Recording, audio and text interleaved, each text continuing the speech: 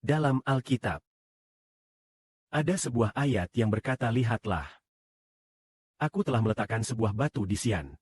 Batu itu telah diuji. Itu adalah dasar yang kuat. Itu adalah batu penjuru yang berharga. Orang yang percaya kepadanya tidak akan dipermalukan. Hanya katakan harus percaya pada batu itu. Orang tidak akan tersandung." Batu ini menunjuk kepada siapa? Yaitu batu yang dibuang oleh tukang batu yang dikatakan Tuhan. Menjadi batu penjuru yang terpenting. Ini kapan terjadi? Dikatakan batu yang ditolak sudah menjadi batu penjuru pertama. Batu ini menunjuk kepada Yesus Kristus Tuhan. Yaitu Bapa Surgawi berkata Dia mau di Sian. Sian itu adalah Yerusalem di surga.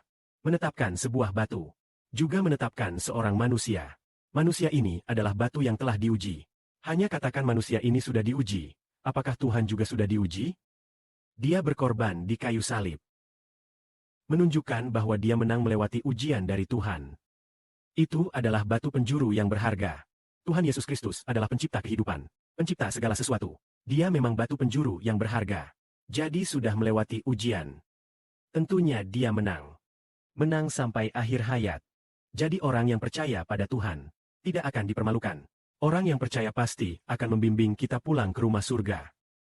Bapa tidak secara langsung memelihara kita, tapi Dia menetapkan batu ini selamanya untuk memelihara kita. Kita tahu batu ini adalah Tuhan Yesus. Tapi ada hal yang aneh. Saudara Sibo pada tahun 202. Kenapa tanggal 25 Agustus? Seharusnya tahun 2023.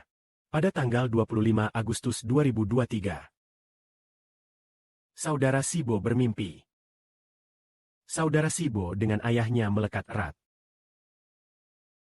Yaitu saudara Sibo dan dia menjadi satu batu yang melekat erat.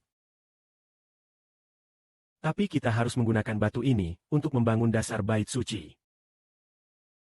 Saat membangun dasar bait suci, kami melihat ada dua batu yang melekat erat. Tidak ada orang yang bisa memisahkan. Saat itu ada tukang yang mencoba membuka kedua batu itu. Jadi dia mencoba membuka sambungan kedua batu itu. Tapi tukang itu menggunakan bor. Berulang kali mengebor. Beberapa mata bor patah total. Akhirnya tukang itu putus asa. Tukang itu mungkin orang biasa saja. Kedua batu itu melekat erat. Jadi apakah ayah mengatakan orang yang percaya pada batu ini tidak akan dipermalukan? Tentunya kita tahu orang yang percaya pada Tuhan tidak akan tersandung. Tidak akan meninggalkan Tuhan. Apakah benar batu ini terdiri dari dua orang? Saudara Shibo bilang itu benar. Banyak saudari bisa bersaksi. Mereka bermimpi mereka adalah mempelai perempuan Tuhan. Dan juga mempelai perempuan saudara Sibo. Sangat aneh. Ternyata Tuhan sendiri berkata kepada saudari Lute. Memberikan saudari Lute kepada saudara Sibo.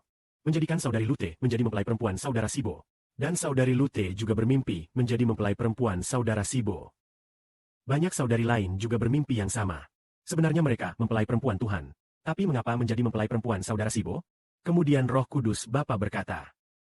Semua orang yang diselamatkan adalah mempelai perempuan saudara Sibo. Sebenarnya mereka mempelai perempuan Tuhan. Kejadian ini berkaitan dengan batu yang kita bicarakan tadi. Ternyata batu ini adalah dasar. Dasar tersebut.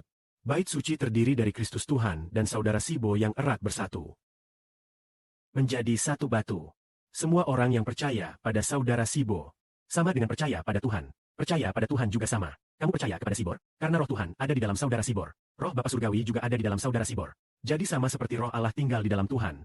Percaya kepada Tuhan Kristus juga berarti percaya kepada Bapa Surgawi, Yehuwa. Maka saudara Sibor juga berarti milik Tuhan. Juga berarti milik Bapa Surgawi. Benar, benar.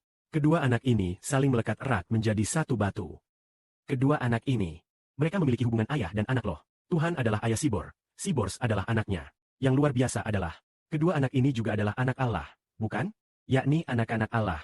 Karena Sibors adalah anak sulung, maka dia juga menjadi anak Allah. Dia membuat semua orang yang percaya tidak akan jatuh. Ini benar-benar misteri yang tersembunyi. Semoga kemuliaan milik Bapa Surgawi. Amin.